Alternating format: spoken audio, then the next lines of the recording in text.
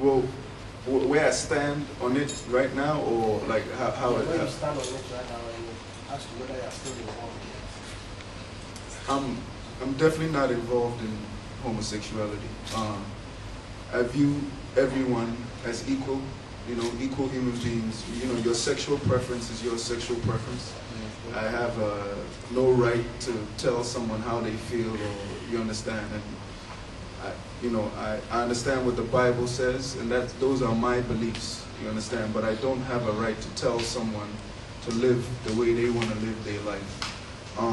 With me, it was at the age where I was curious, and it's something that I did explore, and I realized that's not what I want for my life.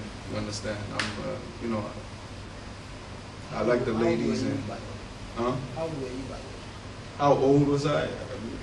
I don't know, like 9, 8. You understand? 10. I don't think 10. Maybe 9, 8. And at that time, I just discovered girls and sexuality, and I wasn't getting the information that I needed to get. So I just looked to the streets. Like I would go to the girls in the class and do all those funny things, and that's how I learned sexuality. You understand? So that's it on that. But definitely, I'm not homosexual in any way. I'm comfortable in who I am, and I think I've grown as a person to accept things that I've done in the past, that so that I'm able to empower people and talk to them. Platforms like this. What happened in Ghana? Yeah, boarding school, Motown. So Alex, now you are out, you are now a celebrity, let's put it that way. What next? And have you got any deals and stuff coming up? What next for you? Well, I'm open to possibilities. I'm open to opportunities at hand right now. Please, advertising companies, you're out there, Charlie. Come and sign me. Whoever has a car, Charlie, pull me down, give me a lease, let me drive some. So, and then of course, I'm in New York. I was rooted in the fashion industry, so I definitely want to establish something of that sort over here. And other than that, I'm just taking it one day at a time. I'm appreciating the country, and I love the way I'm being accepted. You understand? And I'm now learning about the whole media thing and entertainment and all that. So I'm open for possibilities. Anybody has projects, I'm willing to get down, and if it matches, I'll definitely do it. But as you speak, you don't got any deal yet.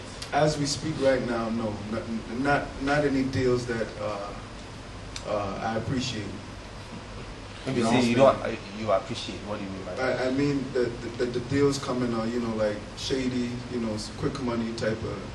I'm not into the quick money fast, because it just leads you down the wrong way. I'm looking for more, like for instance, I just found out that there's a Team Alex.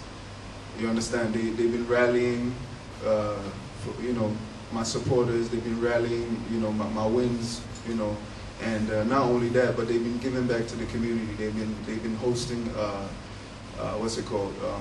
Green events, clean up the seas, Labadi Beach events. They've been giving back to the communities, and to come home and to see that people have been doing that on your behalf. They're using your celebrity for good. Really touches my heart. So definitely, that's one thing that I'm gonna throw myself wholeheartedly into. Team Alex. So Alex, which two people do you think are going to win the big money? And maybe just for you to clarify what exactly the nature of your job was with the Simmons. Well,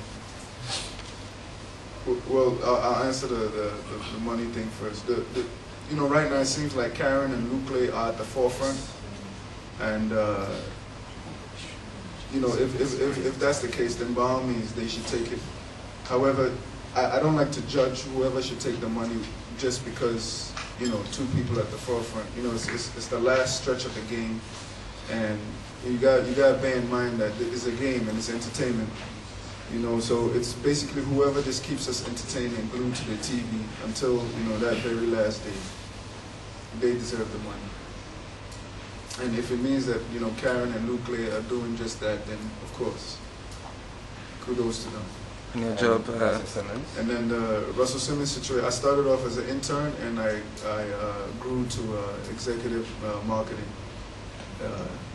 and you know, for his Fat Farm clothing line. And then I think he at that time he also tried to launch other subsidiaries, but the Fat Farm line was the most prominent.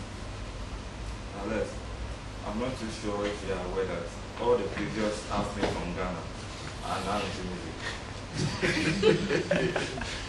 I'm sure you know what's following. Yeah, I've been thinking about, you know, establishing a gangster music record label. Now I'm playing with you. Truthfully, you know, rap music is something that, you know, I've always lived with, and I've always wanted. I've had dreams of being a rapper, but I don't know how to rap. You know, if you're watching the show, I had opportunities to rap, and it took me like 2 days just to write like 8 lines. You understand? But you know, I don't have any aspirations in music. You know, however, I mean, who knows? You understand?